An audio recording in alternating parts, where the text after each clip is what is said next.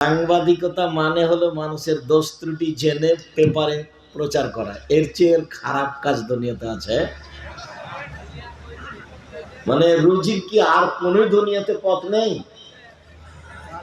দিন মজুরি করে খেতে হবে। আমি তো বলেছি উপার্জনের পথ চারটা। একটা হলো দিন মজুরি, সন্ধ্যায় টাকা শেষ। একটা হলো চাকরি, 25 দিনে শেষ। একটা হলো জমি চাষ, সমান সমান না হলো লস। আর একটা হলো ব্যবসা। তখন রাসূল সাল্লাল্লাহু আলাইহি সাল্লাম বললেন, সত্যবাদী বিশ্বস্ত ব্যবসায়ীরা বিচারের মাঠে নবীদের সাথে থাকবেন, শহীদদের সাথে থাকবেন, সিদ্দিকদের সাথে থাকবেন। এটা উপরে যেতে যেতে যেতে যেতে অনেক উপরে চলে গেল। তাহাজ্জুদ পড়ে রাসূলের সাথে থাকার সুযোগ হয় না।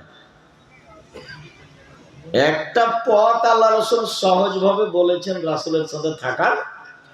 কেউ যদি দুইটা মেয়ের লালন পালন করে, দুইটা মেয়ের লালন পালন বিবাহ শাদী দিয়ে দেয়, তাহলে আমি মুহাম্মদ সাল্লাল্লাহু আলাইহি সাল্লাম আর ওই পিতা জান্নাতে একসাথে এভাবে থাকবো। দুইটা আঙ্গুলকে তিনি জমা করে দেখালেন। এখন বাপে তো মনে করেছে যে ছেলে মেয়ের বিবাহ দেওয়া পর্যন্ত, এইটা নয়। আল্লাহ রাসূল বলেছেন আল্লামাহা, তাকে বিদ্যা শিখিয়ে দিয়েছে, ও আদ্দাবাহা শিষ্টাচার শিখিয়ে দিয়েছে, ও আহসানা ইলাইহিন্না তার সাথে ভালো আচরণ করেছে। তাহলে এই পিতা আর আমি জান্নাতে একসাথে থাকব।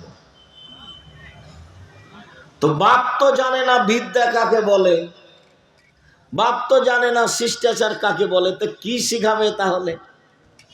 সকালে গিয়ে মেয়ে তো আপনার যত স্কুল কলেজ আছে গোদাগাড়ি, চাঁপাইনবাবগঞ্জ, বাংলাদেশে মেয়েরা সকালে গিয়ে বলছে, ও কালিমা তোমার আকাশ, ও কালিমা তোমার বাতাস। তাহলে কি বাপ ভালো শিখিয়ে দিতে পারলো? সকালে মেয়েকে বলছে, তুই বল যে আল্লাহ এক নয়, কালিমাও আল্লাহ। নাউজুবিল্লাহ। মেয়ে এখন সকালে গিয়ে বলছে কালিমাও আল্লাহ, কালিমা বাতাস দিতে পারে, কালিমা ঝড় বৃষ্টি দিতে পারে, কালিমা কল্যাণ দিতে পারে। তো ঝড় বৃষ্টি কল্যাণ কে দিতে পারে? আল্লাহ। তো মেয়ে যে বলছে স্কুলে গিয়ে যে কালিমার আকাশ, কালিমার বাতাস,